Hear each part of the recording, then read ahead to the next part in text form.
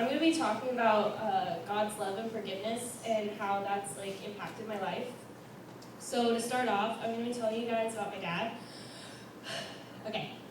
I had the best dad a little girl could ask for. I literally had him wrapped around my finger. He was always there for me, and I mean, always there for me. He was there standing by my side as I walked around Barnes & Nobles for hours and hours. And he was there standing in the middle of the street, watching for cars as I rode my bike around.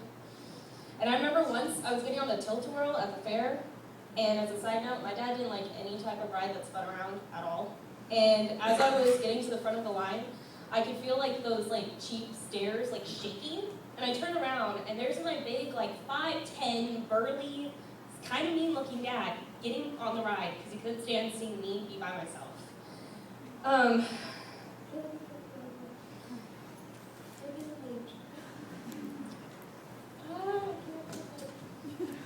Okay. And we always had the tradition of going to Blockbuster to rent movies when he would come home from the rig. And I'm serious, the 2 weeks he was home, we probably went to Blockbuster every 2 to 3 days, and we probably rented about 6 movies each time. And my dad installed for me a love for movies, and after many, many years of dragging me to old car shows, a love for classic cars. And I mean, I could go on and on about my dad. But when I was 7 years old, my dad was diagnosed with cancer. And for the next 7 years, he fought on and off with different types of cancer and different complications from the cancer and from the surgeries and from the chemo. But my dad always stayed strong, and he was still always there for me.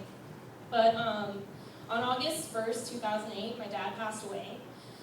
His passing was very calm and peaceful. I remember walking into the hospital room, and I grabbed his hand, and then I guess I told him you could go home, but that was something I didn't remember saying. My mom told me about later on.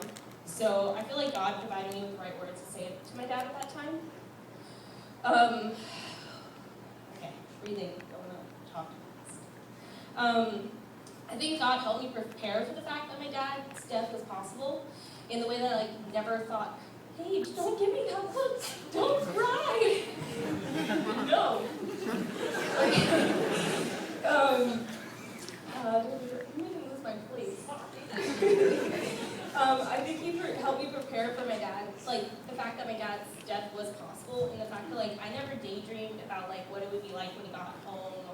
I always just stayed in the moment. And I think God did that because he knew my mom was in complete denial that there was even a possibility my dad could die. And so I think he did that so I could be strong for my mom.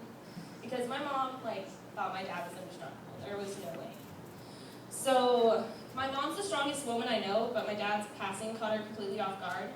So after he died, my focus completely shifted to keeping her from pulling away from God. And in doing this, I stopped paying attention to what I was going through spiritually. And then almost 3 years later, I went to church camp with a friend, and the speaker began talking about how his wife was miraculously healed from cancer. And I remember sitting there and feeling gross and just not dark inside. And I really wasn't sure why. And I wasn't happy about the fact that his wife was healed, and I wasn't happy about God's display of power. And so after he closed, he said if you wanted to, you could just stay behind and pray for a while. And so I stayed behind. And so I just sat there and I began to pray. And I was asking God, why was I feeling this way? And God opened my eyes to the fact that for all those years, I had been angry at him for not saving my dad. And once I realized this, I just broke down, and I cried, and I confessed this to God, and I asked for forgiveness. And once I had done this, I felt an overwhelming sense of peace and not guilt. I didn't feel any guilt anymore. And I knew that God wasn't going to condemn me for my anger. God sent his son to die for our sins, all our sins, so that we wouldn't suffer for them, and he fully forgives us for those sins when we confess them to him. But you have to be aware of what those sins are before you can experience that forgiveness. And even when we sin, God still provides, and he still loves us.